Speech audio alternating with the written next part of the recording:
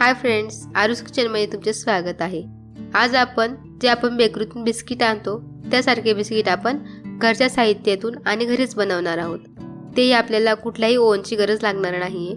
आपण इडलीच्या भांड्यामध्ये हे बिस्किट बनवणार आहोत। तर कसे बनवायचे ते आपण बघून घेऊयात।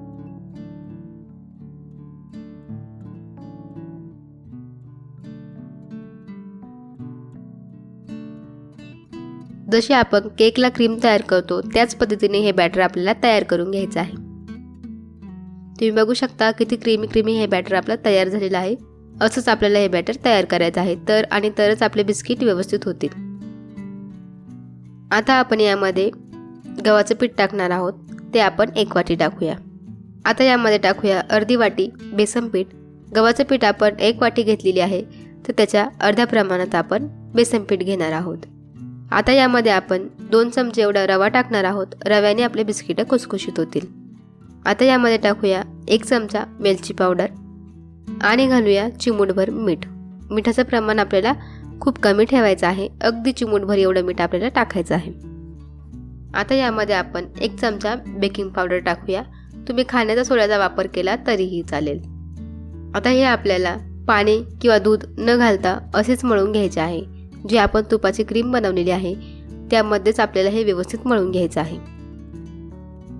आता हे आपलं व्यवस्थित असं मळून झालेलं आहे। आता हे आपण 5 मिनिटं साईडला ठेवून देऊया आणि तोपर्यंत इडलीचं भांडं गरम करून घेऊयात। आता हे बिस्किट करण्यासाठी आपण इडलीच्या भांड्याचा वापर करणार आहोत। त्यामुळे इथे मी इडलीचं भांडं घेतलेलं आहे। आता यामध्ये 1 वाटी एवढं मीठ टाकून घेऊयात। तुमच्याकडे जाड मीठ असेल तरीही चालेल किंवा आपण नॉर्मल जे मीठ वापरतो तेही घेतलं तरी चालेल। आता हे मीठ आपण व्यवस्थित पसरवून घेऊया तळाला आणि झाकण ठेवून हे गॅसवरती 5 मिनिटं गरम होण्यासाठी असेच ठेवून देऊया। इडलीचं भांडं गरम होतंय तोपर्यंत आपण इथे बिस्किट बनवून घेऊया। तर पीठही आपलं व्यवस्थित मुरलेलं आहे। आता आपण एका चमच्याच्या साहाय्याने हे बॅटर घेऊयात। चमच्याने बॅटर घेतल्याने काय होईल, आपले सगळे बिस्किट एकाच साईजचे होतील। आता इथे एका चमच्यामध्ये मी बॅटर घेतले आहे त्याचे आपण बिस्किट बनवून घेऊयात। आता बिस्किट बनवण्यासाठी तुम्हाला जो शेप आवडेल, गोल, त्रिकोणी, चौकोनी, तो तुम्ही बनवून घ्या। इथे मी चौकोनी बिस्किट बनवलेले आहेत। एक बिस्किट इथे आपण तयार करून घेतलेलं आहे। याच पद्धतीने आपण सर्व बिस्किट बनवून घेऊयात।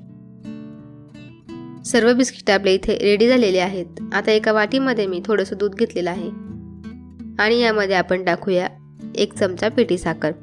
साखर आपण व्यवस्थित दुधामध्ये मिक्स करून घेऊया। साखरही इथे व्यवस्थित मिक्स झालेली आहे। आता हे दूध आपण ब्रशच्या साहाय्याने ह्या बिस्किटांवर लावून घेऊया।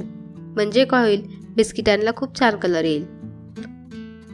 सर्व बिस्किटांना इथे दूध आणि ड्रायफ्रुट्स लावून घेतलेले आहेत।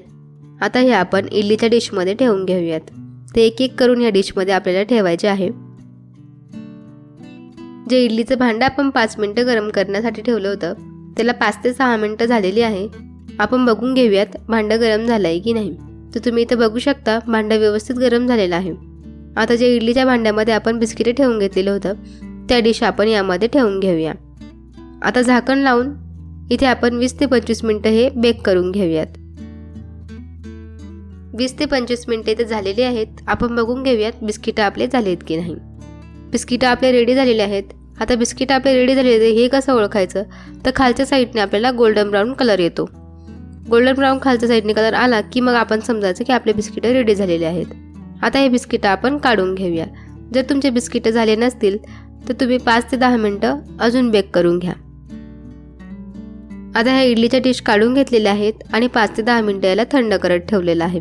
थंड झाल्यानंतरच हे बिस्किट तुम्ही काढा, नाहीतर हे व्यवस्थित निघणार नाही आणि तुटून जातील। आता डिश थंड झालेले आहे। हे बिस्किट आपण काढून घेऊयात। तुम्ही बघू शकता चमच्याने सहजपणे हे बिस्किट निघतायत। याला किती छान गोल्डन ब्राऊन कलर आलेला आहे आणि खूप ठिसूर हे बिस्किट तयार झालेले आहेत। तर याच पद्धतीने तुम्ही घरच्या घरी साहित्याने हे बिस्किट बनवा आणि कशी झालीत ते कमेंटमध्ये सांगा। चॅनलवर जर पहिल्यांदा आले असाल तर चॅनलला सबस्क्राईब करा, लाईक करा आणि शेअर करा।